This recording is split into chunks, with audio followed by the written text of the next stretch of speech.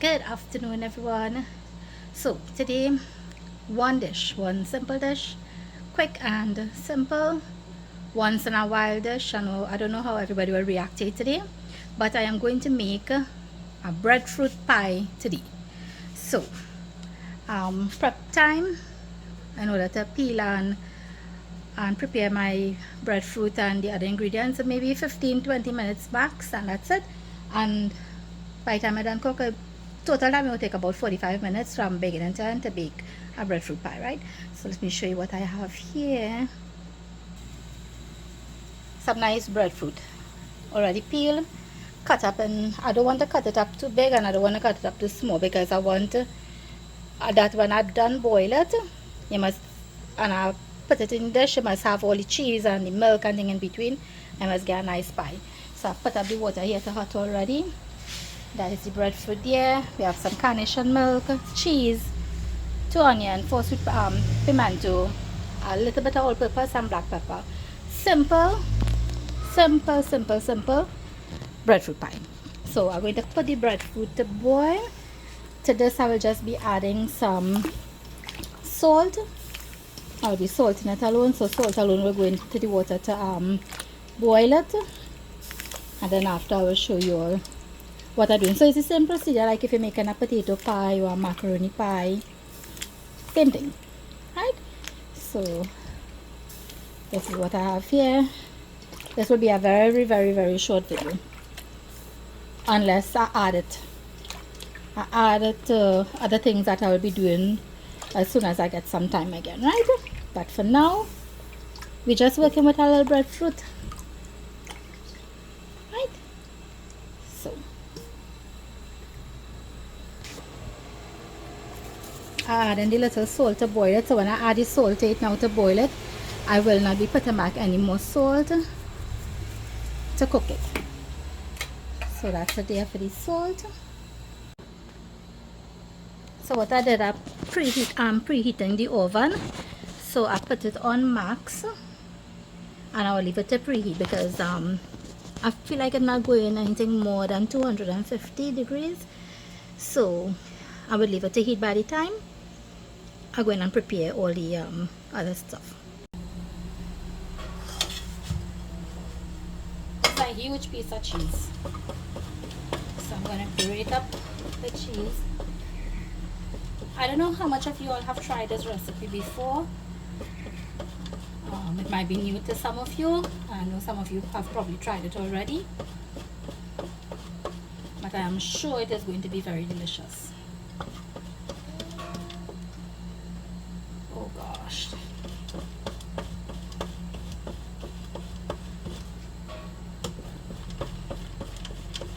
I may or may not use the 3 or 4 packs of carnation milk, depends on how the the breadfruit comes out. I will know how much carnation milk I need to add for the pie, right? So that is 4 very small, but it's 4 breadfruit. So that is about the weight of that 4 breadfruit is about, let me say, about 8 pounds. 8 pounds of breadfruit. Yeah. It could be a little more.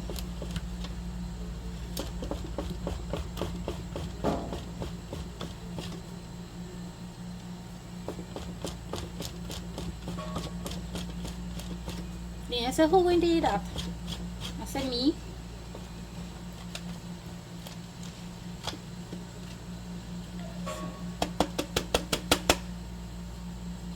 That's it for the cheese.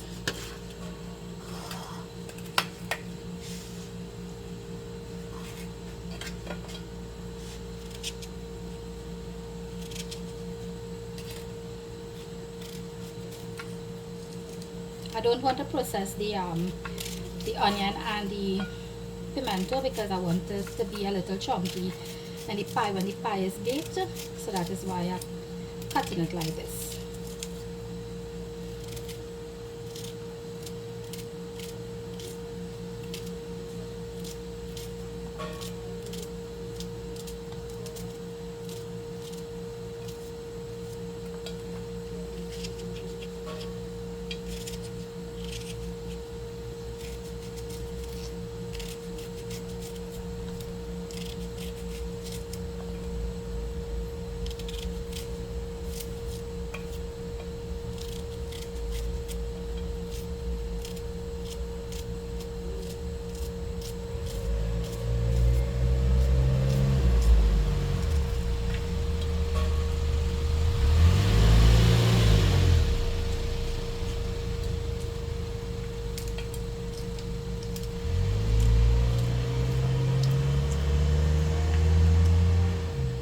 last time I used breadfruit and I make something adventurous with it was breadfruit Sahina. I used the breadfruit and the ripe breadfruit actually, and I made Sahina with it.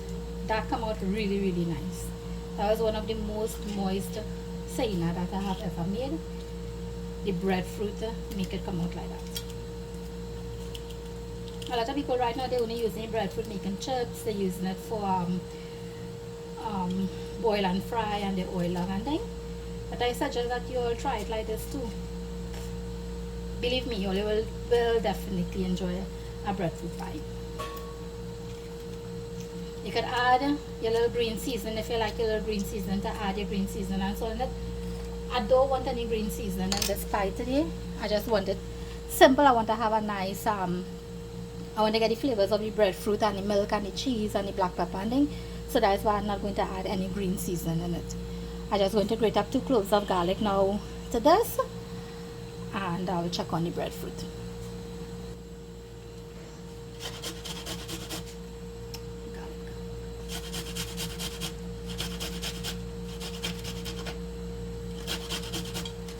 When you're making pie or you're doing cheese paste, anything with cheese, like if you're making a nice cheese paste as well, always add a clove of garlic to it. The garlic is really enhance the flavor of milk and cheese put together.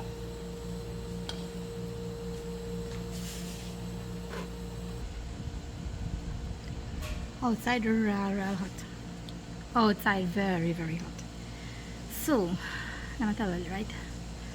When you're cooking and you're baking and you're making anything and you know that you're using your ingredients and you want your food to last a little long, and sometimes making very expensive dishes, and because if you don't put it in the fridge same time or you don't store it away properly, it could spoil.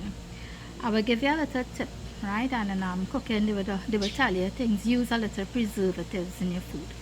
So what I would normally do, sometimes like our bacon, this breadfruit here, I'm not sure that everybody is going to eat it out. I am fasting, however, so that that breadfruit, when I bake that pie, whoever eat from it, whatever is remain of it, I will refrigerate it and I will hot back pieces to eat, right? So I will be adding a little bit of this in it, a little bit of this white magic. No ramen, not no white. Hey, no long time I had white magic rum. Yeah, white magic rum. Right, so I'll be adding some of this precious beads in it, which is preserving powder. So I will add plenty to it. Just a little bit, a few grains of it. When the pie is done, when the breadfruit done boil, and I'm mixing it with the milk and the egg and so, not egg, sorry, milk and cheese, no egg, milk and cheese, I will put a little bit of the preserving powder in it, so that way it wouldn't spoil and it will last a little longer. If you're doing a fried rice and you're doing noodles and you're doing stuff like that, we don't always use it, as long as the food eaten out, we know with the food finished, we invite a lot of people or we just cooking a little bit for the day, we wouldn't use it. We don't really use it, but it is advisable that you should, because sometimes you know you want to go in the beach, you're going somewhere, you're preparing your food from home, and by the time you reach in the beach, you can't eat your fried rice spoil, your noodles spoil, your curry chicken spoil.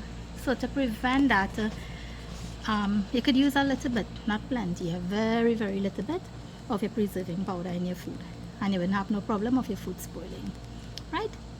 So that is one big tip I give already. Breadfruit boiling up nice.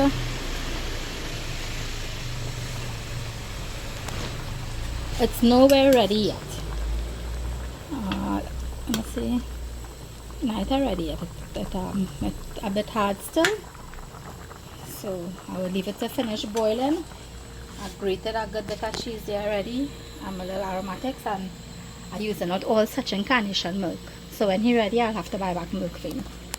Right, and with black pepper, as I said, a little black pepper, and a very little bit of Danish all-purpose seasoning. So I shall continue when the breadfruit is finished boiling.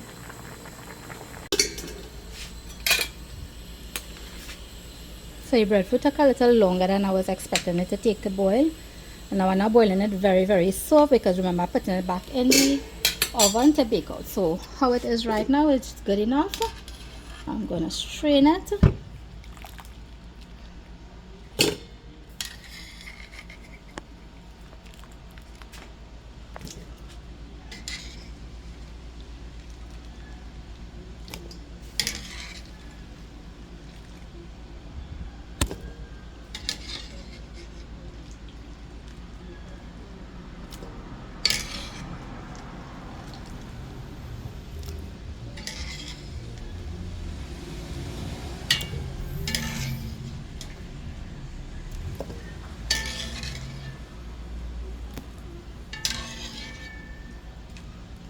Right.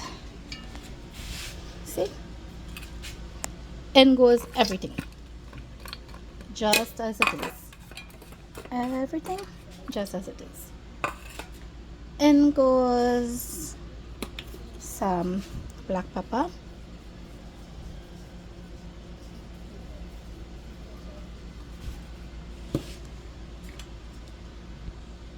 Oh, that smells real nice. Yummy. Very little bit of the all-purpose seasoning. Remember I told you about the preserving powder, right? So I'm going to show you how much beads I put in. Right? See that? That's it. Just that. So that's the magic.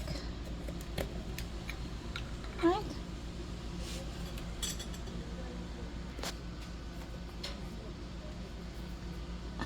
3 packs of milk I put in for now. When I mix it up, then I would know if I need to put any more milk, right?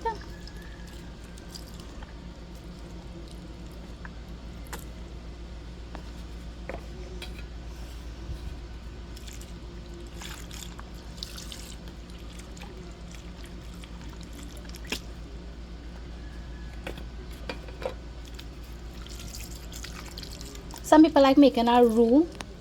That is with the flour and the butter and using it to bake the pie. I find that is a cheat. I don't really like the roux. I like milk and cheese.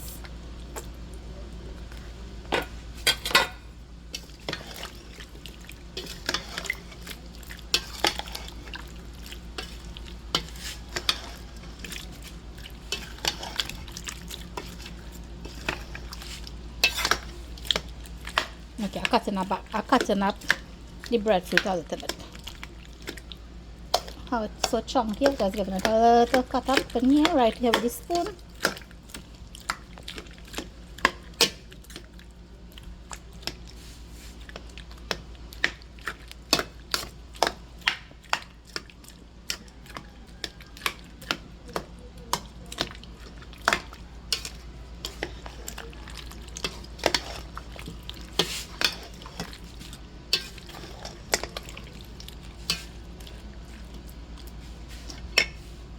And a generous amount of the cheese. I just leave back a little bit of cheese to top off on the pie itself. So a lot of cheese in there.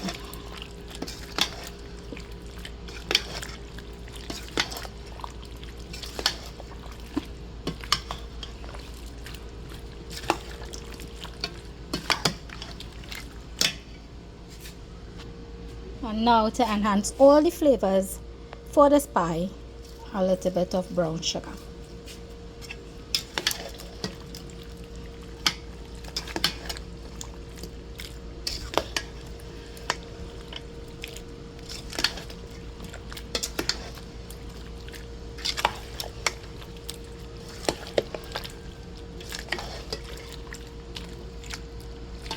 So that's it there.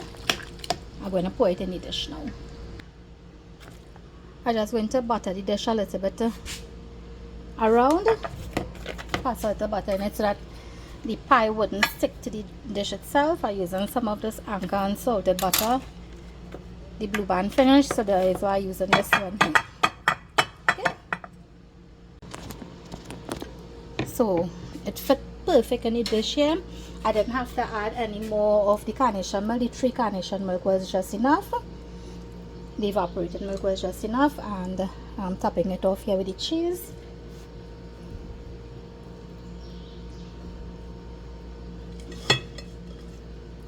A lot of cheese.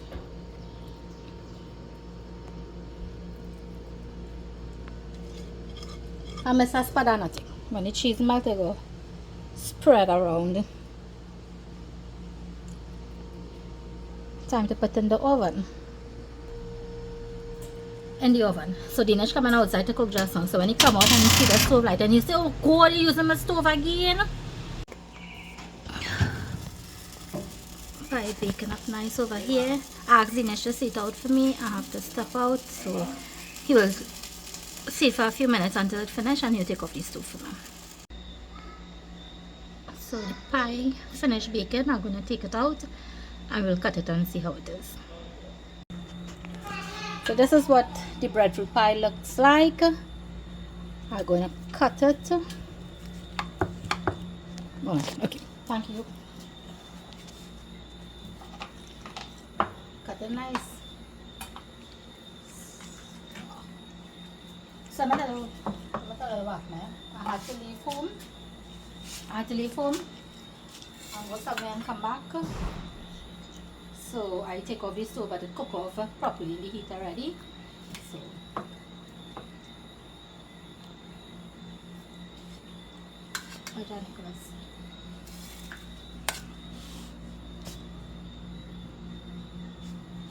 perfect cut.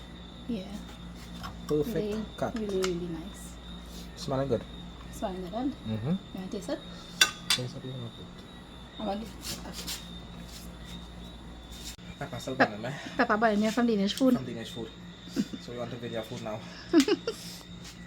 Should I make a breadfruit pie? You ever eat that before?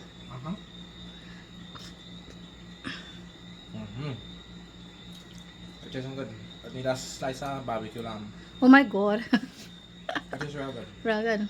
Real Nice. good.